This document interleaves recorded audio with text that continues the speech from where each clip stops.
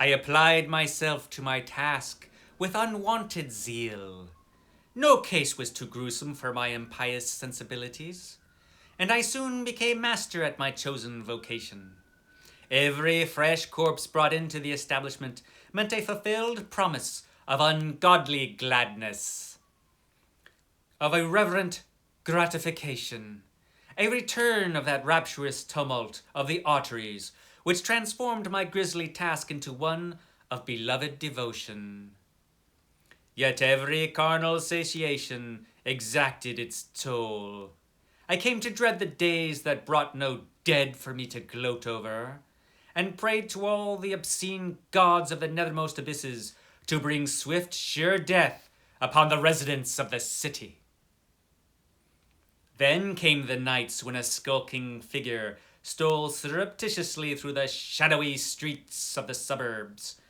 Pitch dark nights when the midnight moon was obscured by heavy, lowering clouds. It was a furtive figure that blended with the trees and cast furtive glances over its shoulder, a figure bent on some malign mission. After one of these prowlings, the morning papers would scream to their sensation-mad clientele the details of some nightmare crime. Column on column of lurid gloating over abominable atrocities. Paragraph on paragraph of impossible solutions and extravagant, conflicting suspicions. Through it all, I felt a supreme sense of security.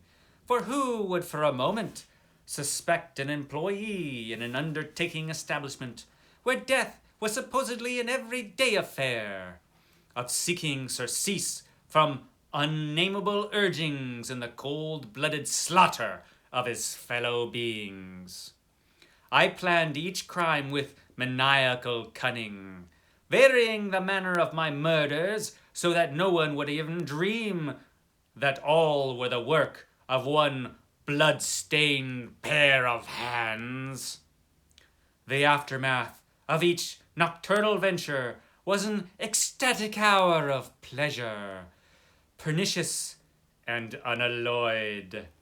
A pleasure always heightened by the chance that its delicious source might later be assigned to my gloating administrations in the course of my regular occupation. Sometimes that double and ultimate pleasure did occur. Oh, rare and delicious memory.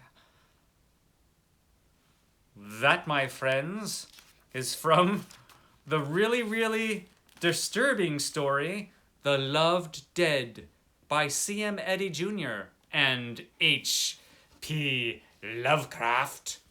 And it is one of the many revisions that H.P. Lovecraft did for his clients. That was one of the more notorious ones, The Loved Dead.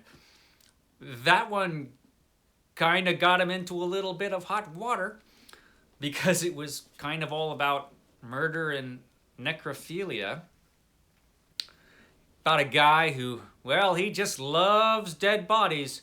Really loves them, if you know what I mean. And so he decides to go make a few himself. Of course, eventually he gets hunted down and has to kill himself. I don't feel bad about telling you the ending of that story because, man, that story is hard to find unless you have one of these old Arkham House volumes. Maybe it's reprinted in a couple other places, but that is one of that is one of his revisions, H.P. Lovecraft, and it's one of my favorite ones just because it's so over the top. So H.P. Lovecraft, I'm going to talk just for a few minutes about his revisions because it was kind of a pretty big deal in Lovecraft's life. He made most of his money towards the end of his life, not through his original stories, but through doing revisions on other people's stories. Lovecraft gained a kind of reputation for the quality of his work. That might surprise some people who like to malign his prose style, but he was actually much admired in the little pulp horror community that existed back in the 30s. And he had clients that would bring him stories or sometimes just ideas for stories. And Lovecraft would revise these stories, and the people whom he revised the stories for would pay him. Not enough, but they would pay him, and then they would place the stories as written by themselves. Now we know that some of these stories, at least, were written primarily by Lovecraft, perhaps just with the basic idea of a story, and then Lovecraft would practically write the whole story. Sometimes he was given a story and he would rewrite the whole darn thing, almost always making it a better story. And other times, he just did a light revision. In the story that I just read from a little bit there, that was one of his lighter revisions. The story itself was not his. Not the subject that he was particularly interested in, but he did have a hand in its language, as you can tell. It is gloriously over the top, that story, in its language, and we can owe that to Lovecraft. I suspect he had a good time with that story. And that particular story got the Weird Tales magazine that it was in banned in a couple places. And that is the trouble that it caused. It caused a bit of a stir, that particular issue. So Lovecraft didn't do anything like that again. He thought the whole thing was silly, which it was, but it was a pretty disturbing story. Even now, it's kind of disturbing, that story. But a lot of the revisions were a lot different than that. A couple of his revisions, a few of them actually, fit right into the Cthulhu mythos stories. And so he would, like I said, he would take these stories or ideas for stories and he would rewrite them, and sometimes he would write a mini epic. A couple of the stories I'm just going to mention because they are worth mentioning. In the primary revisions, the revisions that he did the most work on, probably the one that is the best, the absolute best, was a story called The Curse of Yig from 1928. And that story was an original story idea. The idea of the story was from Zelia Bishop. And H.P. Lovecraft took that kind of germ of an idea and created a really good story. I actually should talk about The Curse of Yig all on its own. It's a story that came out in 1928. And it takes place in the Old West. And a rattlesnake god lends a hand in it. And it's a really, really creepy story. It's a really effective story, and it has a great, gruesome, disturbing ending. I think I will do a Mythos Monday just on that story alone. That, I think, is probably his best revision. He did some revisions that were not so good. A lot of his revisions were not so good. So they're the kind of thing you can take or leave. They were not Lovecraft stories, even in that he didn't come up with the ideas for these. All of those you can find in the complete Lovecraft sets. But there are stories of interest. There's a story called The Mound. I think that's another Zelia Bishop. Let me just make sure. Yeah, that was another idea that came from Zelia Bishop. Again, it's another story that takes place in the West, where there's a huge mound out in the plains, and some towns, people from a town sometimes see on top of this mound some ghosts, or what they take to be ghosts of some Native Americans. One of them headless. And he creates this, and just from that idea, that's the basic idea of the story, and he creates this whole epic of horror and science fiction, where, well, it's a story that takes place underneath the mound, where a container is found with the account of an explorer who managed to go inside the mound, and this explorer found an entire race of underground people, and all kinds of grisly creatures. There's some really disturbing stuff in the Mound. It's kind of, like I said, an epic of horror. It's pretty long. It's not Lovecraft's best work. Some people really hate it. Some people really like it. I'm a little bit on the fence. I think it's too long. I don't think everything hangs together well in the Mound. But there are some really effective and disturbing imagery in the story itself. It's kind of a weird horror, fantasy, science fiction fusion. And once you read it, it's really hard to forget. Despite some of its flaws, this whole underground world, replete with monsters and the undead, it's great stuff in a way, even though it's not his best work.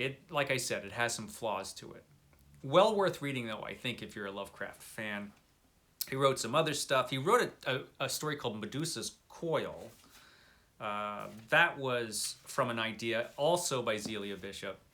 But that one was terrible. And it has an ending which is probably the most outright racist thing that Lovecraft ever wrote. So I will speak no more about it. It's an embarrassment. That one came out in 1930. He came out with The Horror in the Museum, which came out in 1932. And that was co-written by Hazel Heald. And that is actually a fairly decent story. It's only fairly decent, The Horror in the Museum. Again, another revision worth reading. Of all the revisions that he did, probably the best one he had a hand in my opinion, other than The Curse of Zig, was a story called, if I could find it in here, The Night Ocean, which was primarily written by his young friend R.H. Barlow. A really interesting guy, R.H. Barlow, whom I should talk about all on his own. He's worth it. He's worth talking about, Barlow. But Barlow wrote a story called The Night Ocean. Lovecraft had a hand in it, but it's primarily a Barlow story. Lovecraft, I think, did actually very little on that story, but of all the revisions that he had a hand in, that is one of the very best. So I did want to mention The Night Ocean by R.H. Barlow. If you ever get the chance to read it, read it. Now, the problem with the revisions, now I've got it in this volume, which is an Arkham House volume, The Horror in the Museum. This is part of the Arkham House set of H.P. Lovecraft's writings, which is my favorite set. And this is the fourth volume that has all his revisions. They've been published in a couple different places. They can be hard to find if you don't seek them out. Some of them are available for free, just like many of his other stories. And some collections, like for the Kindle, you could find his revisions included with his other stories. I think the Delphi Classics version that you can get for the Kindle for like super cheap has a lot of his revisions, but not all of them. The Loved Dead, for example, can be hard to find, which is a shame. That's a heck of a story. His revisions are, it's a little section of Lovecraft's work that's an interesting subset all in itself of stories. Like I said, some he did a lot on, some he did a little, but it is Lovecraft work. And he did so little fiction. I mean, all of his fiction can be contained in, like I said, these short volumes here or one thick volume, and that's it. That was all his fiction. So if you're a Lovecraft fan, a devotee of Lovecraft, then you want more Lovecraft. And you're going to find that in the revisions. It's really some interesting stuff. You can see that when you read them, that these ideas did not come from Lovecraft's brain. He was interested in other things. But he would usually take whatever ideas he got and he would run with them in interesting directions. Sometimes they worked, sometimes they didn't. I thought you should know about them, though, if you didn't already, because it is an interesting part of H.P. Lovecraft's body of work. So there you go. That's my little video on Lovecraft's revisions. I hope you enjoyed it. I will see you here once again at the stately Vaughan Manor next time for more Lovecraft next week. And also tomorrow, we're going to find out who is the big winner of the mystery boxes. And I also got a package in the mail from Revenant Reads, which I really want to open. So I will do that tomorrow, along with spinning the wheel for the winners. So it'll be another exciting video of fun. So that'll go on tomorrow. And then I'll have my Epic Comic Book Wednesday on Wednesday. My last Epic Comic Book Wednesday. My last official one with Steve Donahue. After that, we're moving to DC Comics. But I'll talk to you more about that on Wednesday. Okay, guys, I will see you next time.